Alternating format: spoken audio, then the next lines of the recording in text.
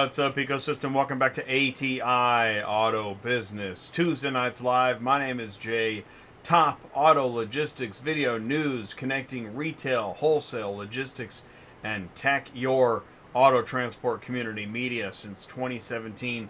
Please do leave a like, click, share. Thanks for joining. Oh, I don't even have the bell here with me.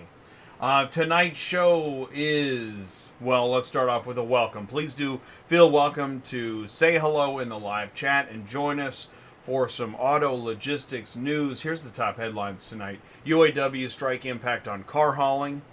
Digital Dealer Las Vegas 2023. ClearCar by ACV Auctions. Holman EV transition. And there's a exclusive on ATI, a central dispatch fraud story. So that's coming up in the news. So here we go. Tonight's show, UAW strikes, the impact on car hauling. We're going to dive into a special report update with Joe Bercari. Now, you know Joe Bercari. He was on OEM Car Haulers Part 2, loading a 9-car hauler live. Many other great shows here on ATI. We are the ecosystem's neutral zone, so feel free to join us in our quest to follow the disconnect between sales and operations. If you missed last Tuesday night's show, Transparency with Auto Hauler Exchange, I highly recommend that.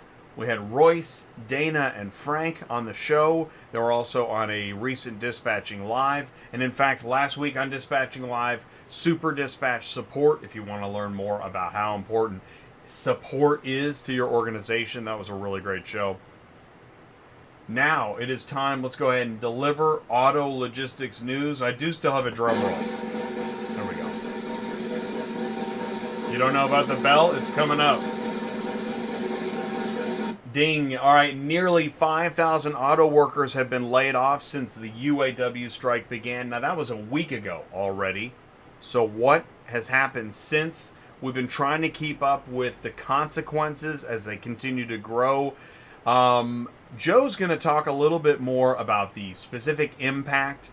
This was reported, it was a week ago, Ford Motor Company with the Bronco, the Explorer, GM in Wentzville, Missouri with the Chevy Colorado GMC Canyon, Stellantis, Toledo Assembly Complex, Jeep Wrangler, Gladiator. But what does all that mean? How does that affect car hauling? Well, it came with this. With the UAW expansion into Ford's Kentucky truck plant, adding 8,700 workers to the picket lines, this became a much bigger deal. And it seems like there was a bit of a showdown with Ford, and that's what led to this. So we're going to learn more about how this affects car hauling. That's what we're going to bring on Joe for. Just want to mention Kentucky Truck, there it is, see. Kentucky Truck, one of 2 Ford assembly plants in Louisville, employs roughly 8,700 workers who build Super Duty pickups. This is the big sticking point, the Super Duty pickups, as well as the Ford Expedition and Lincoln Navigator large SUVs. And Joe's also going to be talking about metal stamping plant and the effect of that on the logistics system. Digital Dealer is happening right now. Today was day 1 at Digital Dealer. And if you're there, you already know all the great seminars happening. I mean, like, yes, there's a seminar, a session, a learning education session on how to use TikTok. Fantastic. I love that. I love it when they're thinking ahead. Then there's also a great expo hall. Digital Dealer has a good-sized expo hall, lots of companies. Hey, and there is our friends SYCN Auto Logistics in booth 1812. Ding. The show schedule is something, even if you're not there, check out the show schedule and find out the types of education sessions that are being... I always do this. Whenever, even if I'm not at a show, I go look at, learn the agenda, learn how much I can. Showroom to shopping cart, e-commerce, call to action wars, what's getting measured, accelerating effective marketing. There's a lot of marketing happening, and this is great because it's a perfect transition into our discussion panel tonight about logistics, SEO, marketing, and website optimization. You know, if you're optimizing your business online and you work in auto logistics, what type of shipping services do you offer? Can you talk about, all the different aspects of shipping services you offer? what factors cost, right? This way, a shopper, a potential customer is already reading about what you're going to talk about when you give them a quote. What do you have for insurance and safety? What's your timeliness, speed of delivery, customer service, communication? How about some reviews? You got some reviews on your website? So all those things are going to come into play in discussion in tonight's panel. This is news. ACV fulfills a multi-year mission with the launch of ClearCar. What is ClearCar? We're going to learn more about ClearCar actually tomorrow live on ATI. But before we do, ACV Chief Executive George Shamoun summarized a 5-year journey the company has taken to deploy this new tool. ACV introduced ClearCar, which introduces artificial intelligence and real-time market data to accurately price vehicles based on their condition, like right now. ClearCar consists of ClearCar Price and ClearCar Capture. ClearCar Price is a digital pricing engine, a price estimation tool that resides on the dealer's website, provides the consumer a precise value estimate for their vehicle, not a rough range, pretty precise. ClearCar Capture, complimentary product that allows consumers to submit photos of their vehicles for further documentation of condition. This gets into AI imaging, self-inspection. So ClearCar Capture inspection, ClearCar Price value. So we're going to learn more about that. This is pretty big. This is pretty big news in the dealer community. John Gabriel, founder of All Cars, he says, "I'm a traditional dealer with close to 40 years experience, but as the market evolved, I knew we needed to take a digital e-commerce approach to continue to grow and compete." And ClearCar has, wow, this year we're already up over 600% in car buying over last year with ClearCar. And I know it sounds like I'm doing a commercial right now, but here's the deal. We got to learn these technologies because this is our potential next partner to growing our own business, leading to further business development. I'm going to hit. Okay. We've done live coverage at Digital Dealer in the past, and this is no different. Tomorrow, ATI is going to go live with ACV Auctions at 3 p.m. Central Time from their booth. So we already looked there's the SYCN booth. Let's go over here by the hosted dealer entrance, ACV Auctions in booth 1120. We're going to be live with ACV on ATI tomorrow at 3 o'clock Central. And, by the way, Doug Haddon, also of ACV, will be in the Embracing AI Transportation Logistics workshop at Used Car Week on Thursday, November 7th. So lots happening. We're pretty excited about it. Thank you. Holman introduces a suite of services to help fleets transition to EVs. I saw this article and I thought, now this would be a good idea in auto logistics, right? There's a lot to know about EVs, and so they've outlined different modules of training: home charging management, driver reimbursement, depot management, EV connectivity, workplace charging, public charging, EV driver training. What would that look like in auto logistics and transportation? What would these modules look like? Let's put it together. Let's talk. Let's do lunch. Final story: vehicle thefts on record pace in 2023. This is in Auto Remarketing Magazine. This is in, actually I saw many news publications talking about rising vehicle theft. Well, I have a story. I got a phone call, and this was, I think it was yesterday that I got this phone call, that there was a car, and we'll just say it was in Corpus Christi, and this car needed to go to Dallas, and it was posted up on Central, paying $200 a car, quick pay, and it was posted, and in the dispatch sheet, text me to get the dispatch. Well, I don't know how, and I guess we're going to find out, or we're not, but a fraudulent copy of the dispatch sheet ended up on Central, we don't know how much later, with the same two cars, with the full VIN numbers of both cars, saying we'll give you cash if you deliver both cars to the Laredo area. And I've got the dispatch sheets, and I fuzzed out the company info. The question is, all right, how many fraudulent dispatch sheets are ending up on load boards that are clear fraud. Because let me tell you, the carrier booked this one before a carrier booked this one, and this car got delivered for cash, and I'm sorry, these two cars got delivered for cash, and they're gone. That's it. Goodbye. Cars are missing. Then a carrier tried to did book this one, went to go pick them up. Guess what? They were already picked up. They're already gone. Police reports, etc. Now, the load board we're talking about. And this story isn't about that load board as much as it is, what do we do? So this is the correct dispatch sheet. Looks fine. Don't see a problem. I don't see a problem. Contract terms, email the BOL, call or text for any questions. Fine. That's the original. Here's the fake. Now, what's interesting is as you look at the fake dispatch sheet, you notice a pattern. Order ID, only text me. Dispatch instructions, only text me. Additional terms, only text me. Also on the pickup and deliver information, contact dispatcher, text me. So, I guess the first red flag is if you see a dispatch sheet where only text me, but here's where it got real tricky. And this was a pretty well put together fraudulent dispatch sheet, is that in the shipper instructions there was an actual shipper right there, but that shipper didn't have anything to do with the shipment. Fascinating stuff. If you hear of fraud or other stories like this that need to be reported by the neutral zone, ding, contact ATI.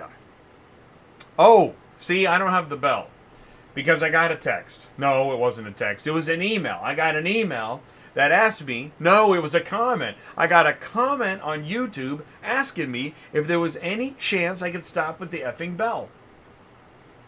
It's annoying, makes my show unwatchable, and couldn't continue watching. Now, I've had a couple other comments, and where there's smoke, there's fire, and I suppose the bell was on fire. So I, first, judiciously thought, I should take a poll.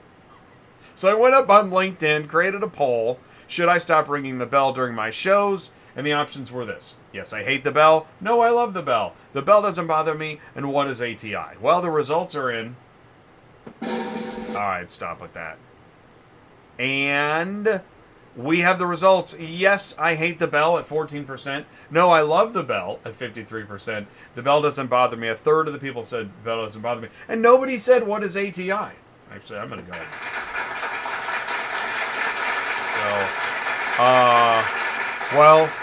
So I'm now 6 days without the bell. Actually, I'm 7. This was yesterday. I went and shared everybody. I'm sure everybody on LinkedIn is really happy to hear that I'm 6 days without the bell. Actually, 7. So you gotta roll with the changes. That's what it is, and that's what we do. Leverage ATI in your business. We don't ship cars. We move information. There's a lot of information to be moved, and frankly, I think that the neutral zone does it in a very unique way. So I'll tell you what, let's do this. What we're going to do is we're now going to go to our UAW Strike Impact on Car Hauling Report with Joe Bercari. Right after this, stick around. We'll be right back. Are you completely stressed out from all the calls and the contracts and the verifications of loads where nobody ever answers the phone? Call Murphy Auto Dispatch Services today. Murphy Auto Dispatch Services has over 15 years in the transport industry.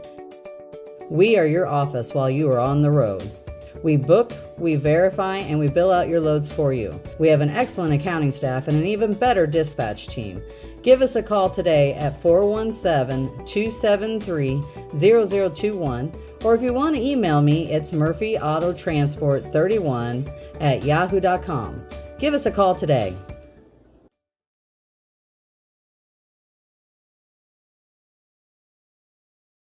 Transport Auto Quoter is by far the leading auto quoting software on the market, and the only auto quoter with a pro version that comes preset with accurate pricing for anywhere in the U.S., so you don't have to worry about it. The best part is that no change with your current software is needed.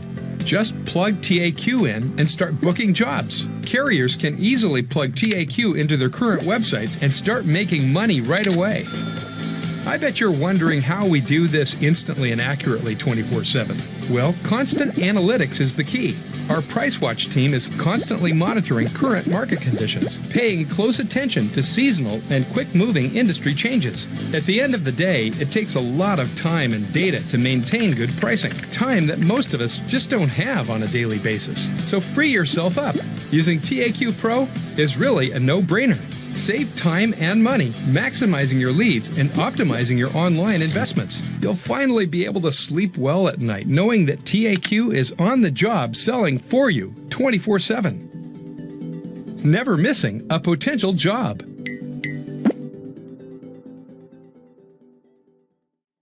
Are you searching for that midnight auto shipping quote and new lead software you can trust? Provide instant, accurate quotes online with Transport Auto Quoter. Quote the price right the first time. Visit transportautoquoter.com.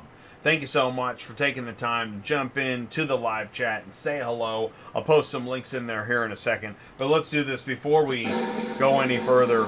We have a UAW strike impact on car hauling update with Joe Bercari. Ding, here we go. Joe, can you see me and hear me okay? Very loud and clear. How you doing? I'm doing good. I can see you. I can hear you.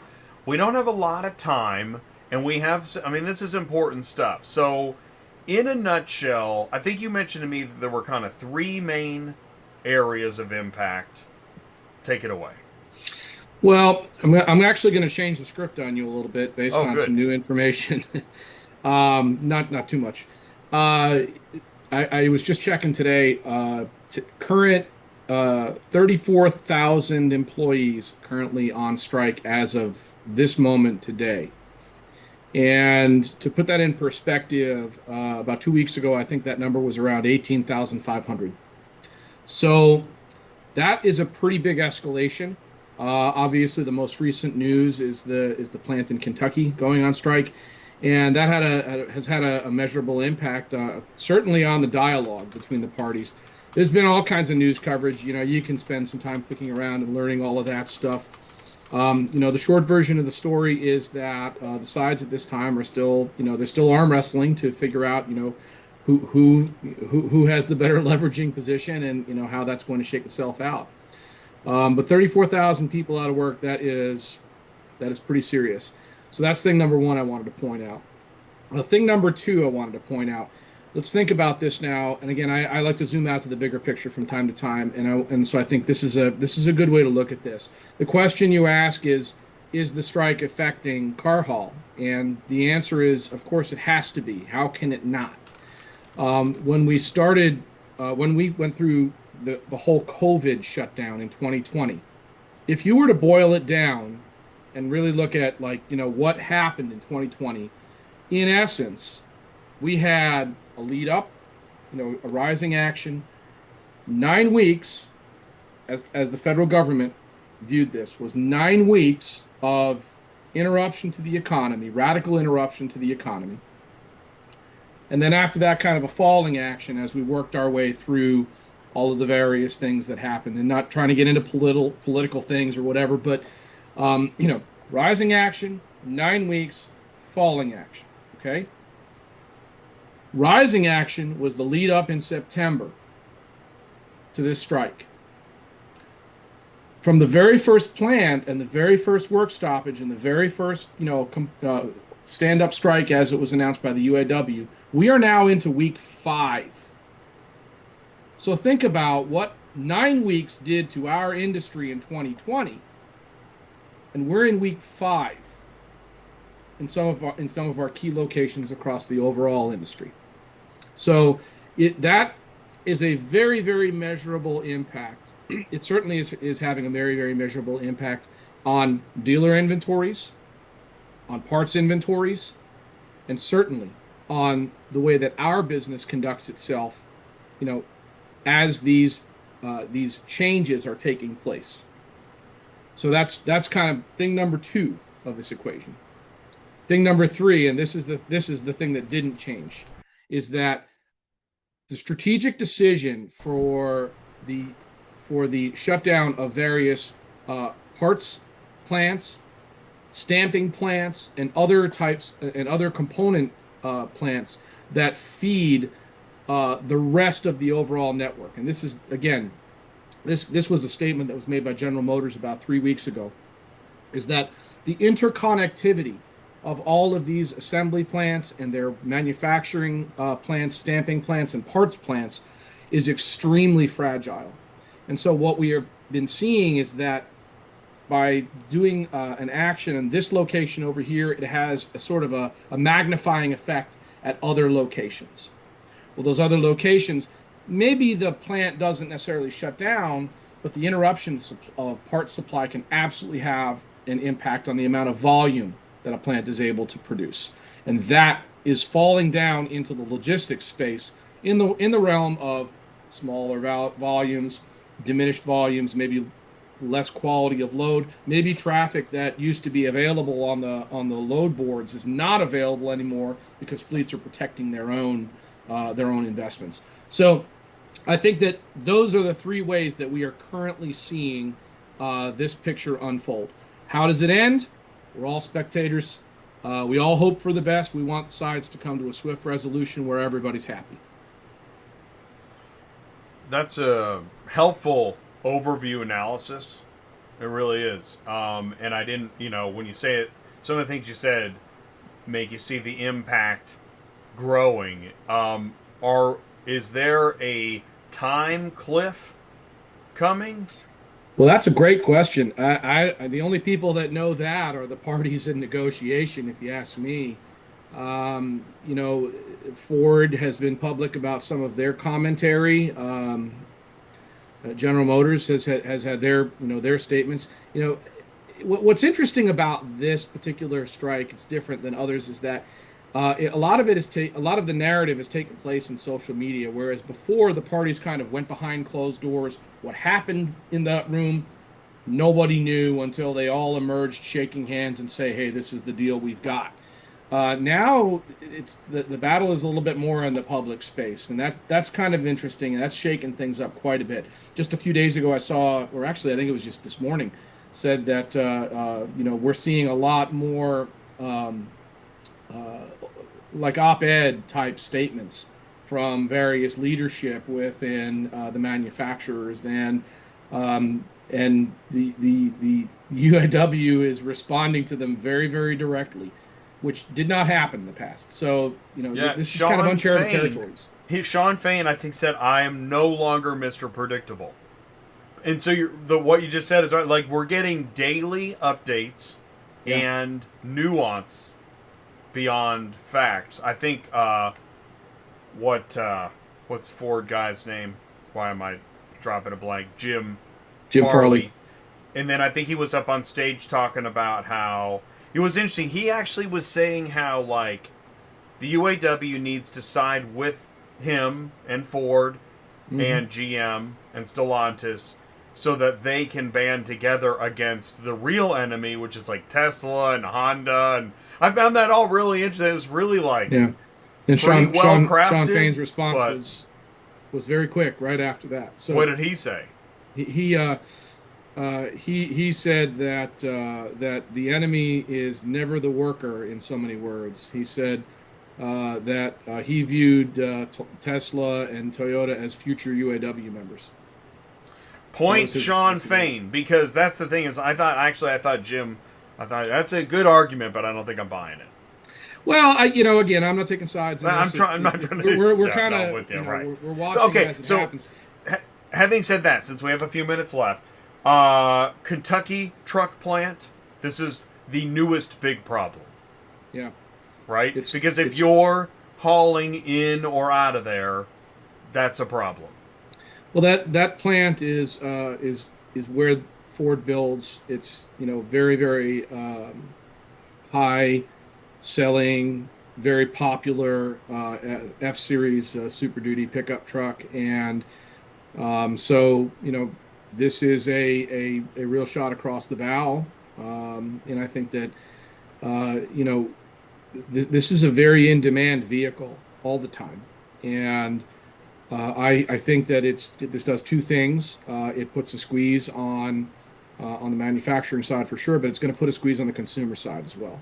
And to me, that goes to the tactic that is being employed to try and spread support out, above and beyond just the membership and maybe also into the marketplace. Whether that works or doesn't work, we'll see. But and I would say that that I would be Ford reacted very strongly to that determination, and the UAW's response is we're not going to wait till Fridays anymore to announce closures. So I would say things are escalating, and we'll see what happens, see how it goes. It seems like the UAW knows their network pretty well. Yeah. They know where to pull the levers, right? No, well. I mean, can you, like you said, the stamping plant, nobody would know how important that is to then the rest of the supply chain. Also just mentioning Wentzville, that's a problem area. Yeah, Wentzville has facilities there that feed other assembly plants, and most notably Fairfax. And General Motors was forced to close down their Fairfax plant probably 4 weeks ago, whatever it was, because they basically no longer had that array of parts or supplies or whatever it was that Wentzville was feeding them. So yeah, that was a and then you mentioned 2 for 1. Toledo assembly plant, right? Mm-hmm. That's another one. And Toledo was the first Stellantis plant that was targeted, and it also serves as a distribution center for other volume that kind of mixes around and moves all over the place. So there's an impact there as well. You see, you don't necessarily see it in very, very broad strokes, but if you take each of these little things in, each of these subtle little things, they add up. And what does it mean? It means that that lanes are drying up for car haulers, and we have to do the best we can to work our way through it, and hopefully we'll be able to. Now, Skye Holman points out, but what about the backlog that the OEMs have? How does that come into play here? Is there an inventory backlog where they can say, well, no, that isn't a problem? The only people that know that are the manufacturers, and they're going to keep that information pretty quiet for obvious reasons, I think. I would say, let me say it this way: a lot of these folks, they've done this before. They've been several negotiations before. They've thought their way through this and strategized their way through this before. So I think that they have a playbook that they're following, and trying to just work through all these problems as they can. All right. So if this continues for another 30 days, maybe we'll call you back and take a look at what's happening at that point. Yeah, I would say if this continues for another 30 days, and then that means there probably were escalations. If there were escalations, then you won't need me to see the impact on the industry. It's going to be, you'll hear it in chat. We'll have a group of people then. Oh, yeah, you will. Yes, we will. All right. Well, Joe, listen, thank you so much for this update, the strike impact on car hauling, and we'll all stay tuned. Well, I'm sure. Best of luck, everybody. Soon. Thanks so much, Joe. All right. Take care. Thank you. All right. So now it is on time to go to. We're going to go to our regularly scheduled panel, logistics, SEO, website, leads, and optimization. We have a great panel scheduled, so stick around because we'll be right back after this. AuctionVCommerce is the universal support solution to help brick-and-mortar auctions respond to the needs of digital buyers and sellers with greater efficiency, accountability, and more access.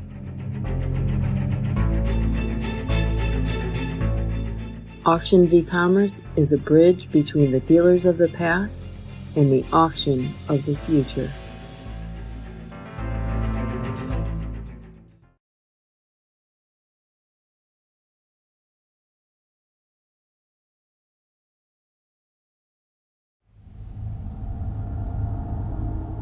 Are you ready to take a leap into the future of vehicle logistics? Auto Hauler Exchange is the first pure B2B marketplace in vehicle logistics, where shippers and carriers live and work directly in one ecosystem with no middleman. Shippers simply post their shipping opportunities directly to highly vetted carriers around the country.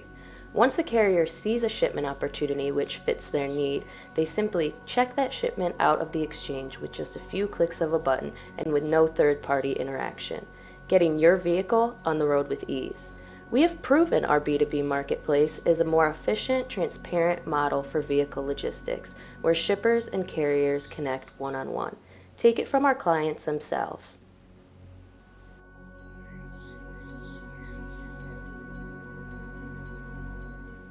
Get off the vehicle hauling roller coaster today with Auto Hauler Exchange. Auto Hauler Exchange B2B Marketplace connects shippers directly with carriers, and that means putting the power of the business transaction back in the carrier's hands. Visit AutoHaulerExchange.com. All right, thanks so much for joining us on the second half. Here we go.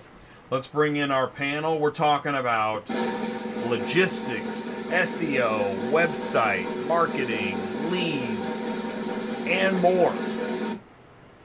Oh, dang. I don't have my bell. Actually, I haven't heard this famous bell yet. There it is. See, what I did is I moved it. So it would take extra work to get to it. There you go. Yeah. So, all right. Chris, Hawaii. Correct? Good to be back. Yes, sir. Welcome back. It's great to have you back. Jamie Suid, first time here. Yep, right? From very happy Orby. to be here with you. Awesome. Yes, sir. Skye Holman, One Auction View, is here. Awesome. Thank you, Skye. So, Brooke couldn't make it. She's a digital dealer, partying, making deals. Buying sneakers, having all kinds of fun. Right, having a great time. So, I'm not a digital dealer. Anybody else not a digital dealer? Not this year. Right, not this year. Exactly. Okay. Yep. Now, this is not an, digital dealer opposition show. This is a show. We're not there. But we know how important this stuff is. Frankly, I'd love to be there, sitting in sessions, networking, etc., right? How does this apply to lead gen, website optimization? Chris, you love to talk about SEO marketing. Why don't you kick us off? What are you talking about every day? Yeah, so a whole lot to unpack from what you said, right? There's a whole different lot of rabbit holes we can go down there. But I think in essence, really the buzzword that's been going around for at least a year plus now, I can say, is the buzzword CDP. Now you can hear CDP, CDD. We call it an integrated marketing cloud at Stream. So there's a lot of different terms for it. But basically, what we're looking to do is primarily help dealerships stop with their ad waste. And by doing that, they're using a customer data portal to do that. And using that customer data portal, we're able to do a plethora of things. One of the main things we're able to do is identity resolution. That's being able to take from a dealership's DMS system or CRM, depending, all the different clients that they have that are the same person, but have different variations of their identity. So let's say they have different email addresses, or maybe Jay, in one of their profiles, it's spelled J-A-Y, and the other one, it's J-A-Y-E, but it's the same person, right? So identifying that, resolving that down to a single person, it's helping dealership be able to focus on that single person instead of marketing to all the variations. That's part one. Another huge part of it is the first-party data. Jay, tell me, how much are you aware of third-party data? And that'll give me an idea of who we're talking to and who's viewing the show. I'm glad you asked it. So CDP, right? We're talking about CDP because honestly, I'm here to learn more about like CDP, first-party data, third-party data. It gets mixed up in my mind what we're talking about. Sure. Right? But I think, now that I said that, I think what we're talking about is the data that I'm getting actually from the person or from somebody else? Is that what we're talking about? Yeah, sort of. So that's a great question. I'm going to hand this off to Jamie because Jamie, correct me if I'm wrong, Orby is specifically a CDP and that's their title, correct? Correct, yes. All right, so I'll let Jamie take it in from here. We'll kind of go around in a circle. I appreciate it, Chris. So yes, Jay, in a way, first party data, if you want to think about it, is when someone visits your website, right? And so once they're there, it's how are you watching their behavior? How are you collecting that information? If they're filling out a form, let's say they visit the website on day 1, but they don't fill out a form until, let's say, day 20. Once they fill that form out, now we can connect all that behavior together. And what that allows the dealership to do is then segment those folks into different audiences, right? Because a truck shopper is going to be different than, let's say, a sedan shopper or a sports car shopper, right? And you want to market to those folks in a very specific manner that speaks to them and personalize it. And so the CDP allows you to do that automatically, right? So you can launch display ads, search ads, social media banners, email marketing, etc., without having to go through this painstaking process of manually building out all these creatives and all these campaigns, and we let the platform basically run on its own. It's interesting as I think about this, right? Because, okay, if I'm a consumer and I'm asked questions, I want to answer as little as possible. But then, now that you're the business owner, the question is, well, who are we talking to? Well, we need more data, but they don't want to tell us. So how do you get around that? You need more first-party data, but they don't want to tell you. What do you do? Right. Cookies and tracking. Right. And so originally, the way that it was set up, Jay, was third-party cookies, right? Third-party cookies is kind of like the creepy guy of data, right? So third-party cookies have pretty much gone away. If you own an iPhone and you use Safari, they're not going to collect third-party cookies for you. You can't put it on there anymore. So first-party cookies came along, and then what we had to deal with was a lot of cookie depreciation. Basically what was happening, Jay, to simplify it, is less than 30% of the people that were going to websites, we were actually able to retarget because of that. So what's happening with the new technology that we have and cookieless first-party data and stuff like that, we're able to, instead of putting a pixel or cookie on the person's device who's visiting the website, it's actually on the website itself, and we're able to track people that way. So it's a lot less invasive, but we're still able to get a lot of data from it. So, all right, now I'm thinking this. If I was to try to get new customers online, it's not super simple anymore, isn't it? Don't I need some smart guys like you guys to help me build a smart... Is that right? And I'll say, as a car dealer of 21 years, I've learned that you have to pivot and innovate all the time. And I think that's what's most important in today's world of technology. Everything's technology fueled. So what's really neat for car dealers in today's world, and anybody really for that matter, embracing technology, is that on your site with companies like Orbi and so forth, that they could help the customer to pick up on that journey where they leave off. Because somebody goes to the dealership website, look at a car, they may pull up on their cell phone, they look at it, or retargeting, they're on Facebook, and bam, there's that dealership again, showing me that nice F-250 I should buy. And that's where it is. It's in your face, reminding you, and that's obviously what gets through to the consumer, is that repetition. Did I say repetition? You did, and I want to remind everybody. So in my mind, I'm thinking about dealer websites and marketing, but also logistics websites and marketing. And when I say that, so like you've got, all right, carriers move vehicles, but you've got companies that are often called brokers or other types of companies that are actually getting those leads because they have a much larger marketing machine to get those leads. Then they take that business and farm it out to carriers to do the work. Many carriers say, well, I would like to get the work directly. The question then is, well, do you have a way of bringing in those leads? And I know some are like, well, no, but I'd like to build a way if that can be done. And so that's part of what I'm thinking about right now. I think dealers are way ahead of the average carrier business when it comes to bringing in leads and website marketing, etc. Yeah. Without a doubt. That's why the word SEO, search engine optimization, is in itself, you got to optimize what you're doing, and that's obviously the key to search engines. And being shown is if you're optimizing your page, so it's showing in those results. So I'm sure the rest of the panel could speak to that as well. Right. How do you do that? Yeah, so it's interesting because it's very similar to what car dealerships face, right? And so I've been in the business on the dealer side and on the vendor side multiple times, kind of back and forth. So I just ended a 12-year run, at a dealership. And so dealerships are also facing that same dilemma where it comes to, do I buy leads, right, from, let's say, an aggregator like a Car Gurus or an Auto Trader or Cars.com, that sort of deal?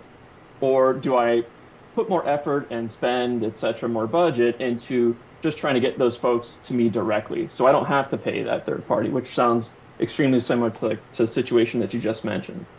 And so there are ways that, for sure, SEO, although certain types of SEO are more long game, right? But there's a lot of quick things you can do, especially in terms of, let's say, local SEO. And what I mean by local SEO, things like your Google business page, right? Your Apple Maps listing, and I'm sure there's other aggregators that are specific to the shipping industry. You want to make sure that those are looking tip-top, right? That they're 100%. You've got questions and answers. You've got reviews that you're responding to. All your information looks the same across all these different listing sites. And there's a lot of simple ways to do that with different places that will aggregate this information for you automatically, so you're not having to manage each one individually. Yeah, no, that's sharp. That reminds me of 15 years ago. I was buying road loans. You remember the road loans? Oh, yeah. You could buy those, and they were expensive. They were like $40-50 a clip to buy those, and you had to buy a bulk of them.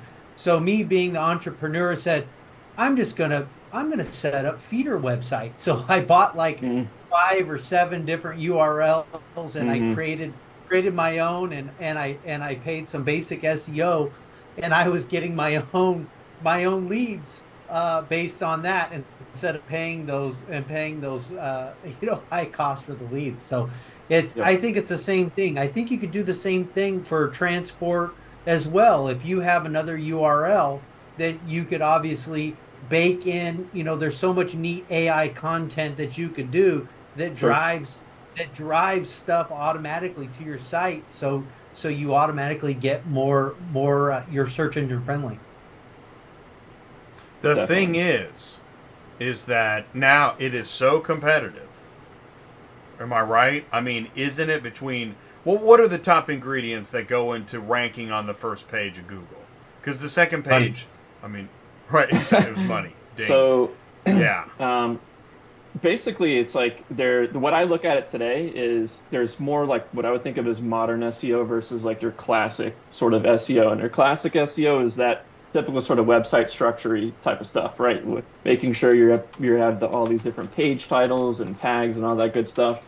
But a lot of what's causing rankings today to increase is actually based on simple things like a page speed insights report, right? So Google sets up a report called page speed, and you simply type your URL in there, it'll give you a grade, okay? And the higher that grade is, and it's basically a conglomerate of 4 different metrics, you will actually begin to rank higher. Now, it will take like a website provider or someone internal to help you do some of that stuff. But basically what it comes down to is the more accessible and faster your site loads, the more Google sees that when people go to your site, they don't have to wait for it to load. It's a good experience, right? And that's generally speaking now in the modern times how rankings can be increased. Chris, I don't know if you've seen similar. No, I think you hit the nail on the head, is that accessibility, right? So Jay, Google doesn't really care about your business. And what I mean by that is Google cares about the searcher.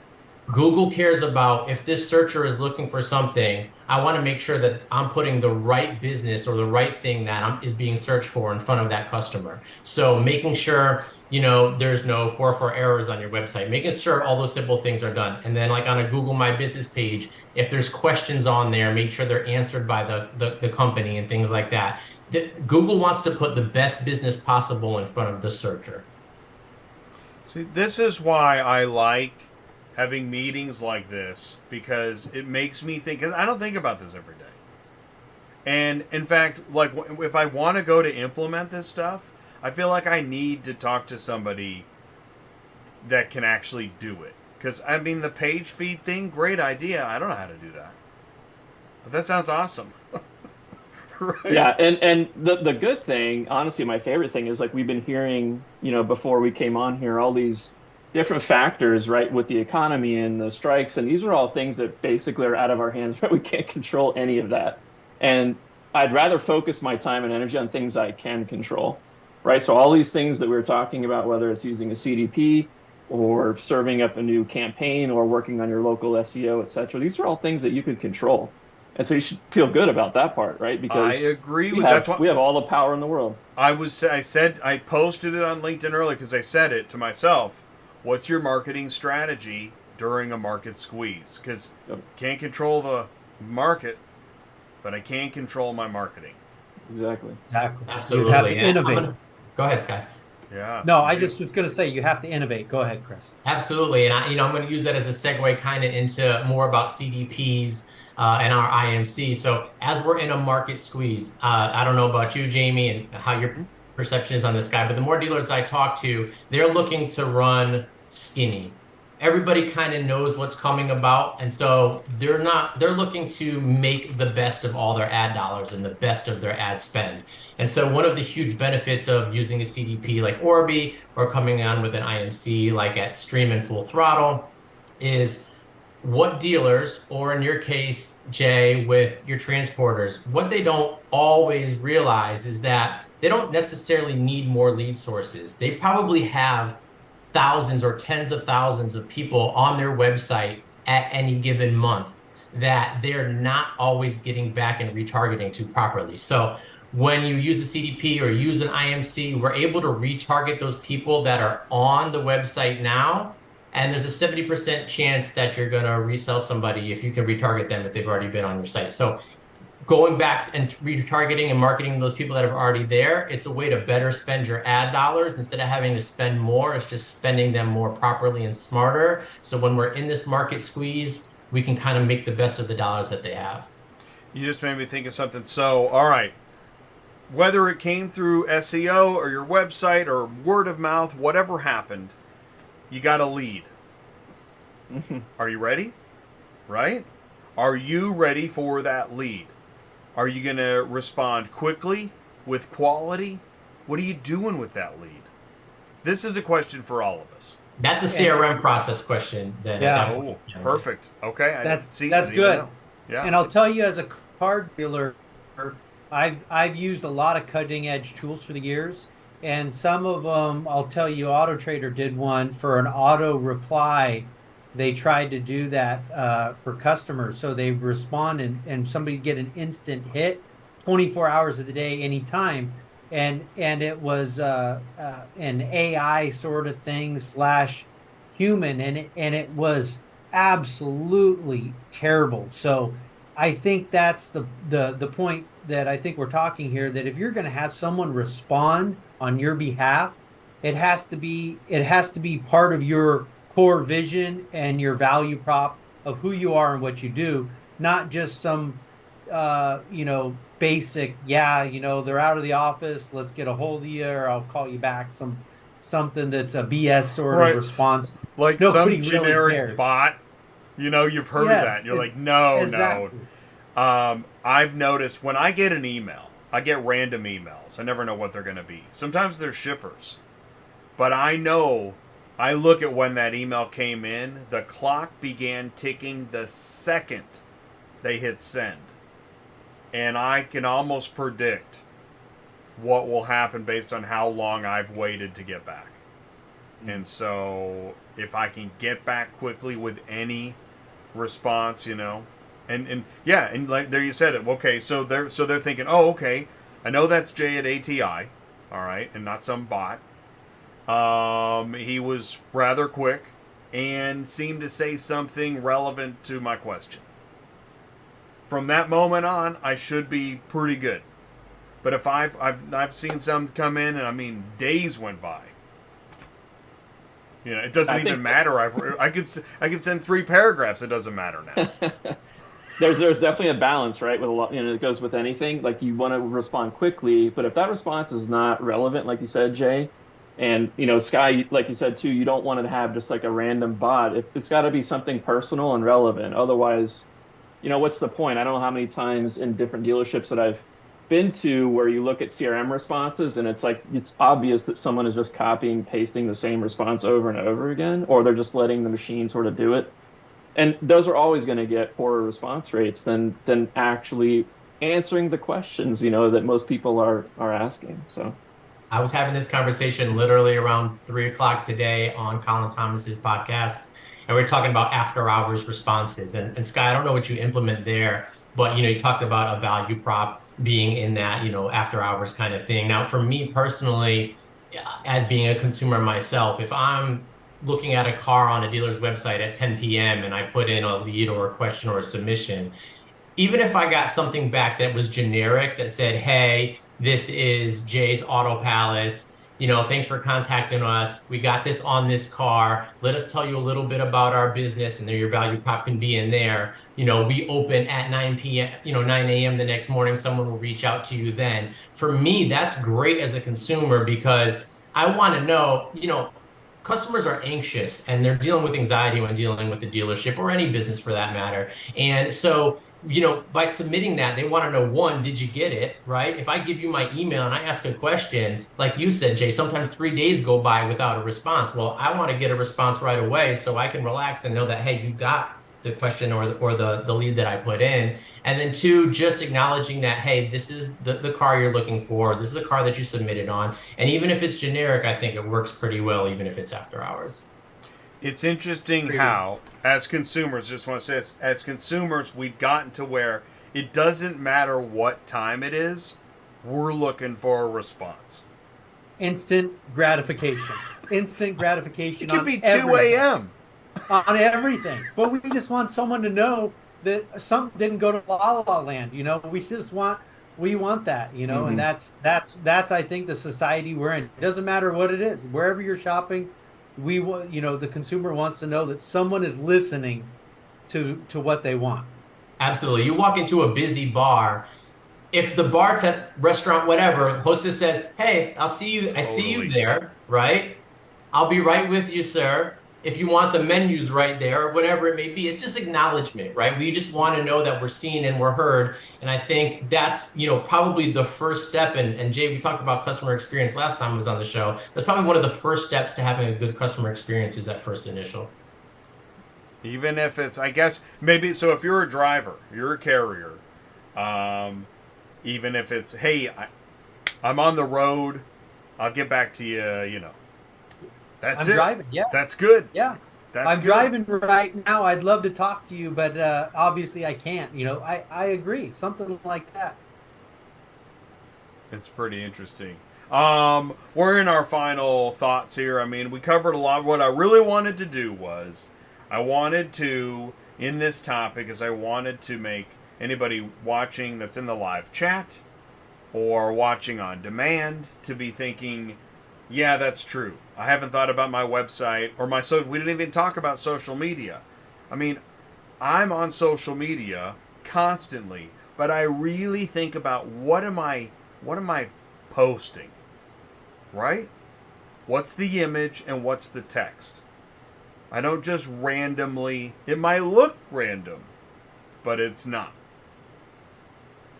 I's the more random one and you're the more thought out guy, Jay. Is that how it So it's interesting is that, I mean, I really do, but I want some random, but I really do try to think, I mean, why am I sharing this? Right? Because I think as a user, right, based on some of the things I see, so I definitely see things and I'm like, why did you share that?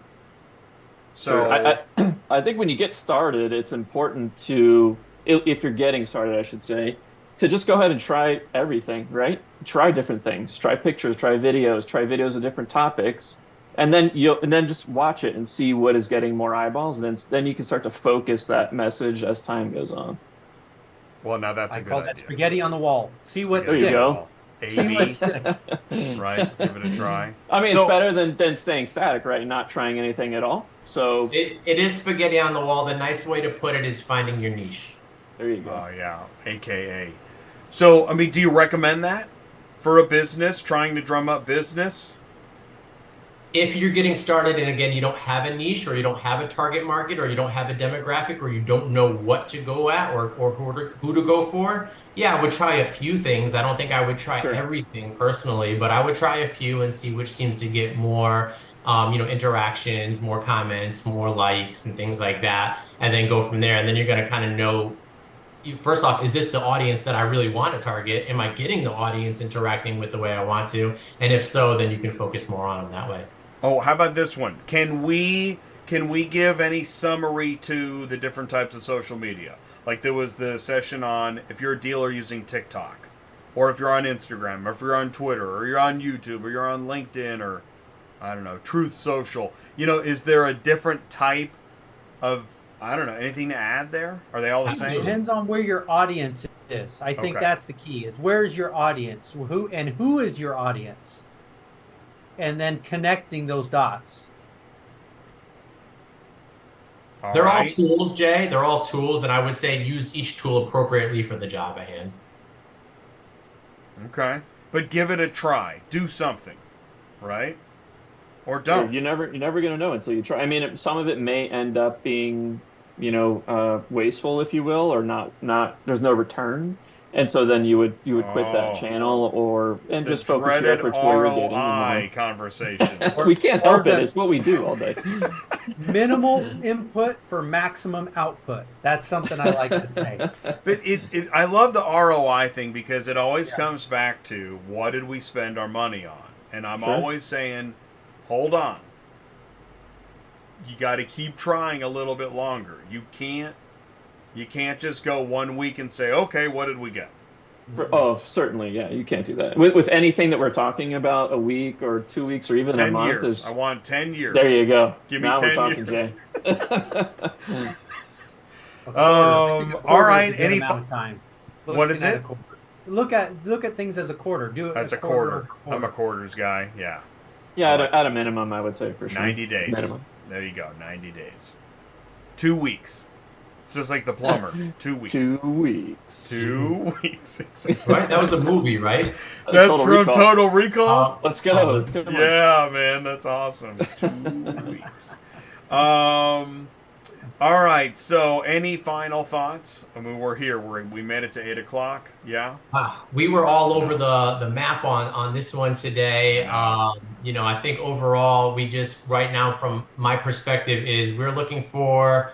I'm seeing probably a lot of tightening happening probably in the next 6 to 12 months. It might happen sooner than that. Like I was mentioning before, I think we're going to see a lot of dealers wanting to run a lot leaner. And we talked about ROI and trying to get the most for their ROI, as Skye said, maximize with the most minimum. And so I think that's what I can forecast for the next 6 to 12 months. And so that's kind of what I'm seeing. Yeah, it's good to forecast. That is a good way to end it. Because, okay, so for the next 90 days, belt tightening still right? There's not a lot of experience, or is there? So I think through the end of the year, it'll get a little wild and rocky. It always does. But beginning of first quarter next year, I think we're going to start seeing that tightening. Right. 2024, everything's going to go crazy again. It'll be just, Happy New Year's, and here we go. Yeah, Innovation. dealers are going to look at what their year over year was last year, and they're going to want to start making changes. Yep. Do we agree with that? Does the panel agree? 2024? Q1 2024? Cutting loose? It's hard to say. Dealers always resort back to what they know, and sometimes they kind of tighten up and take a step back before they take a step forward, and it's really weird how they operate. And I just being one for 21 years and hanging out with dealer friends, they always go back to what they know, what grounds them, and then regroup and pivot from there. Yeah, I Okay. think with efficiencies and things like that, you want to remember things like local SEO, right? Because if you're a local business serving a local population, that's the simplest way you can make an impact.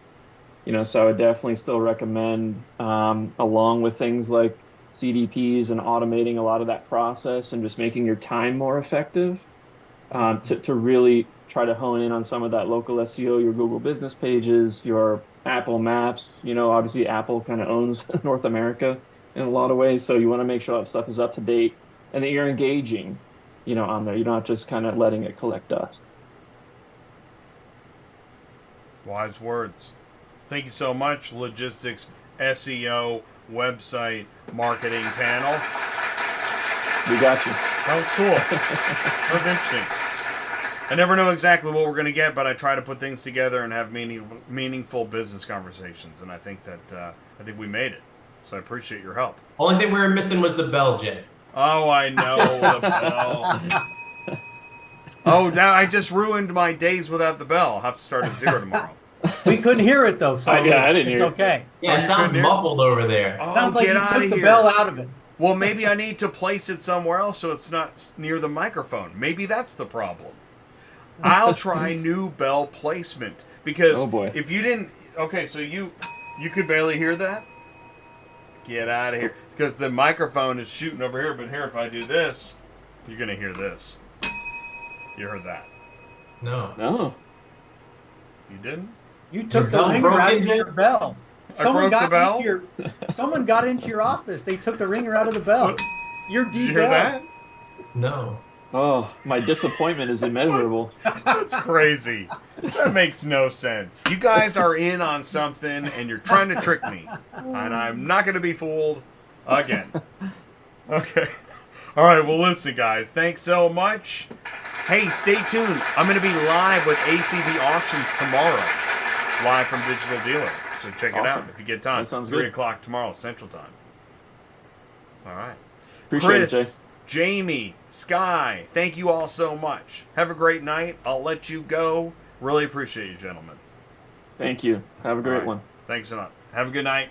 And here comes the end of the meeting, and there it is. Okay. All right. It's always tough to figure out how to land the plane. Never was much of a pilot. So, I want to thank everybody in the live chat and for watching later on demand. I didn't really go through the live chat. I haven't been doing that as much. Trying to shorten the program. I think I've cut it in half at this point. I think this show is actually less than half as long as it was before.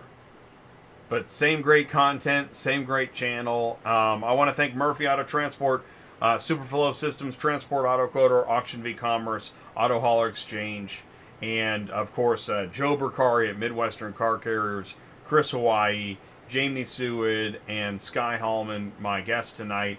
Please do join a special live event tomorrow from Digital Dealer 2023, live in Las Vegas. I'm going to be live with ACV Auctions. We're going to learn more about ClearCar. That's at 3 p.m. Central Time. There is no dispatching live or cars on the move this week. So tomorrow is the only other show this week, and then we'll be back next Tuesday night with another great show. Really interesting experiment next Tuesday night, so stick around for that. Thank you so much. Here comes the car hauler. Stay safe. Keep me posted.